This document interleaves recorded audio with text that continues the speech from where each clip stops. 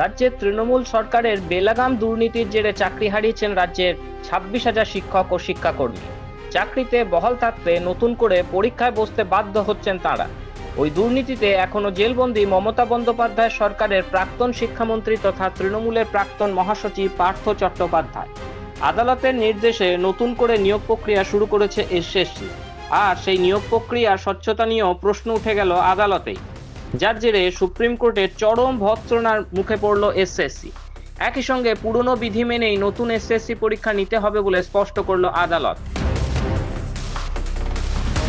2016 সালের এসএসসি নিয়োগ প্রক্রিয়ায় গোটা প্যানেল খারিজ করে 2025 সালের 31 ডিসেম্বরের মধ্যে নতুন নিয়োগ প্রক্রিয়া শেষ করার নির্দেশ দিয়েছে সুপ্রিম কোর্ট।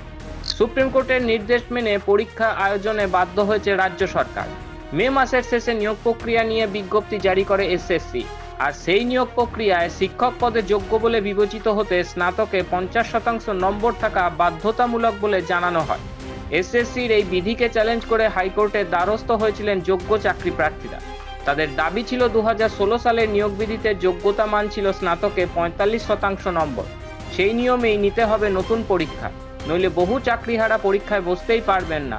16 জুলাই সেই আবেদন খারিজ করে বিচারপতি সৌমেন সেনের ডিভিশন বেঞ্চ জানায় 2016 সালের বিধি মেনেই নতুন পরীক্ষার আয়োজন করতে হবে। সুপ্রিম কোর্ট এমন কোনো নির্দেশ দেয়নি। নিয়োগের যোগ্যতা মান ঠিক করার অধিকার রয়েছে নিয়োগকর্তার। হাইকোর্টের সেই রায়কে চ্যালেঞ্জ করে সুপ্রিম কোর্টের দ্বারস্থ হন চাকরিহারা শিক্ষকরা। এদিন সেই মামলায় সুপ্রিম কোর্ট জানিয়ে দিয়েছে 2016 সালের বিধি মেনে স্নাতকে 45% নম্বরকে যোগ্যতা মান ধরে আয়োজন করতে হবে পরীক্ষায়। স্নাতকে 45 থেকে 49.99% নম্বর থাকায় যারা পরীক্ষার আবেদন জানাতে পারেননি তাদের আবেদনের জন্য 7 দিন সময় দিতে হবে এসএসসিকে। এরপরই এত কম সময় পরীক্ষার প্রস্তুতি নেওয়া সম্ভব নয় বলে জানিয়ে পরীক্ষা পুজোর পর পিছিয়ে দেওয়ার আবেদন জানান চাকরি প্রার্থীদের আইনজীবী। তবে তাতে কোনো সাড়া দেয়নি আদালত।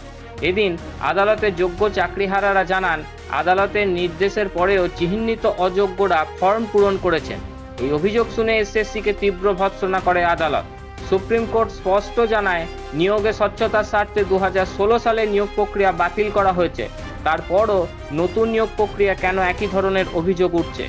এই ধরনের অভিযোগে বিন্দুমাত্র সত্যতা থাকলে কড়া পদক্ষেপ করবে বলে স্পষ্ট জানিয়েছে আদালত।